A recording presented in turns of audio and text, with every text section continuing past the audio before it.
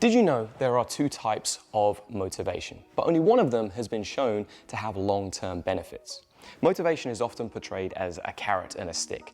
You do the thing, you get the carrot. You don't do the thing, you get the stick.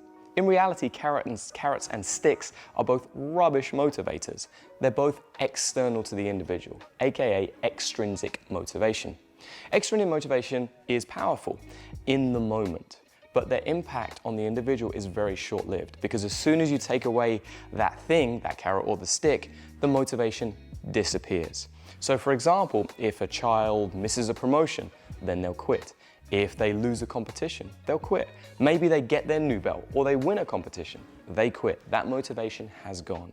And science is pretty settled on this. Extrinsic motivators are powerful in the short term, but when they go away, motivation quickly dies unless there is something called intrinsic motivators.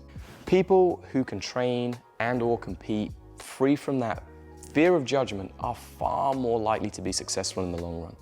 One of our goals with our students is to build those internal motivation systems, aka intrinsic motivation. We want them to enjoy work, enjoy training, and put value on that effort and the competitiveness that they do, rather than the outcome.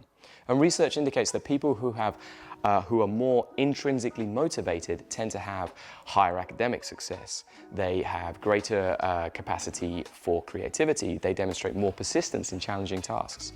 And for instance, there was a study in 2005 in the Journal of Educational Psychology that found that students with a higher level of intrinsic motivation outperformed their peers on standardized tests and showed a deeper understanding of the material.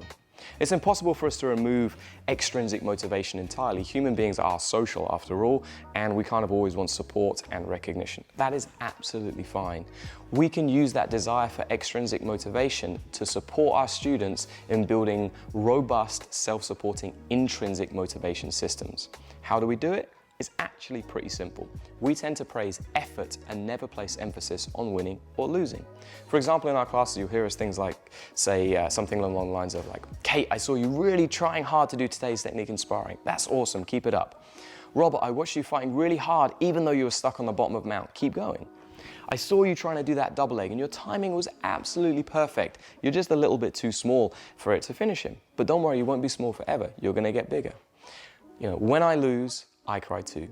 It makes me really upset to lose, but I go back to training and I try again, and that's exactly what I want you to do. You can see in all of those statements, we're not talking about the outcome, we're talking about the individual and how hard they're working and praising that effort. And as a parent talking to your kids, or as an adult talking to yourself, after all, self-talk is a real thing, you can encourage intrinsic motivation. All you have to do is reframe the way you talk, similar to what we do in our classes, and focus on that effort rather than the outcome.